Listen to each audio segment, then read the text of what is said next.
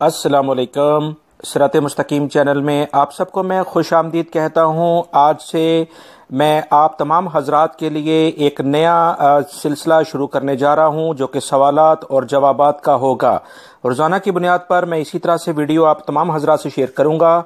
जो भी आप तमाम हजरात के सवालात आते हैं उसका एक निचोड़ इकट्ठा करके इस वीडियो में शेयर किया जाएगा। लिहाजा अगर आप मेरे चैनल पर नए हैं तो जल्दी से मेरा चैनल सब्सक्राइब करें और बेल बटन जब आप प्रेस करें तो ऑल का ऑप्शन आएगा, उसे लाजमी सेलेक्ट करिएगा ताकि मेरी तमाम वीडियोस आपको मिल सके।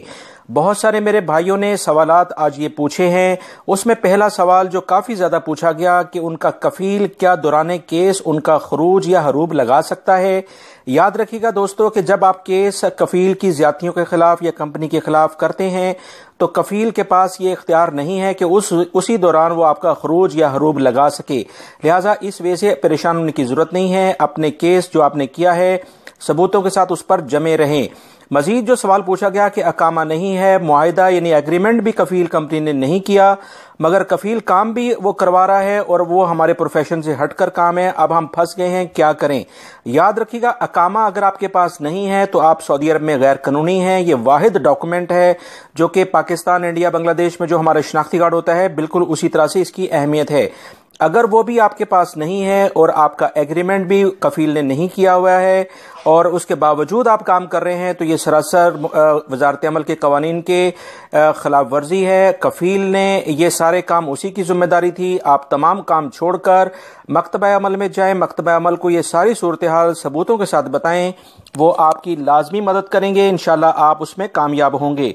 और मजीद ये सवाल पूछा गया कि हमें तनख्वाह हमारा कफ़ील नहीं देता है, तो याद रखें अगर आपका कफ़ील आपको सैलरी नहीं देता है तो 3 महीने इंतज़ार करें।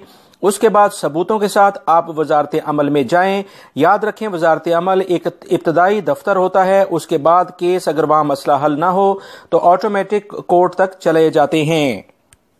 एक और भाई ने बहुत अहम सवाल पूछा कि वो छुट्टी गए थे और वहां से वापस नहीं आए, क्या वो उम्रे वगैरह की वीज़े पर आ सकते हैं। दोस्तों पिछले दिनों एक खबर आई थी कि वो तमाम अफराद जो कि छुट्टी गए और वापस नहीं आए और इस तरह से वो उम्रे के वीज़े पर आ सकते हैं, हज के वीज़े पर आ सकते हैं। लिहाजा इस बारे में जो ताज़ा तरीन इतलात आई थी वो शेयर आपसे मैं कर रहा हूँ।